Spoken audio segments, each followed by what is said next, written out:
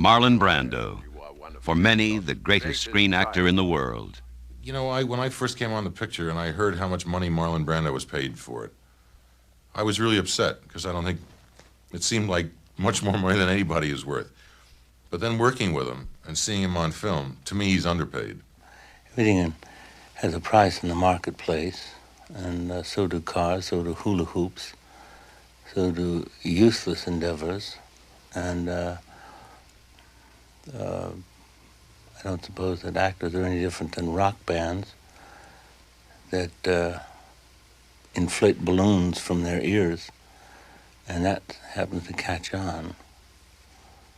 It's what people want to buy. Marlon Brando has an unpleasant duty on the planet Krypton.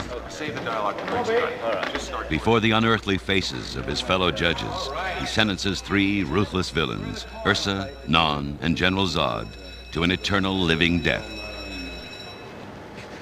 Specific charges listed herein against these individuals, their acts of treason and ultimate aim of sedition. These are matters of undeniable fact.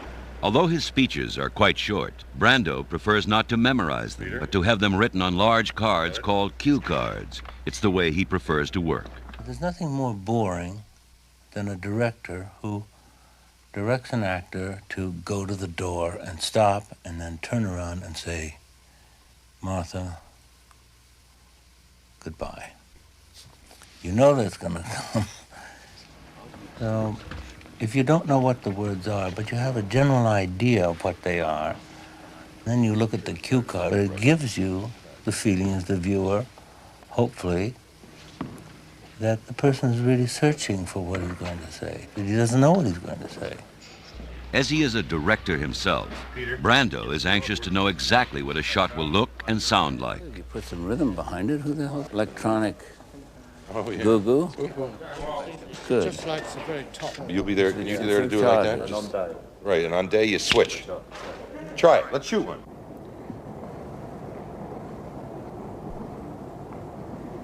These are matters of undeniable fact. I ask you now to pronounce judgment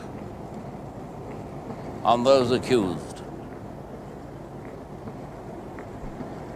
whose only expression is wanton violence and destruction, and on the woman Ursa, whose perversions and unreasoning hatred of all mankind have finally threatened even the children of our planet.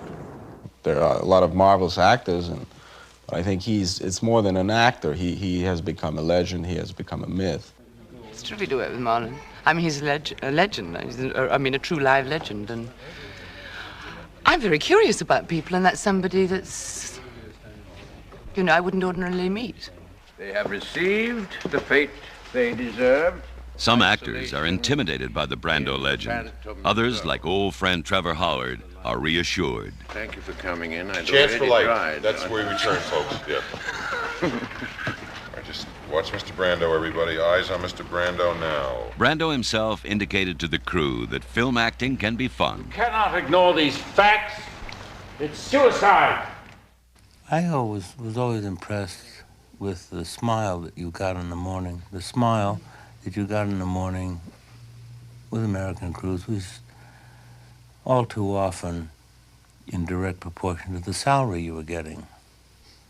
And it was 2 teeth for $200,000, 10 teeth for $1 million, and you're getting $2 million. It was the full Flatbush Cemetery.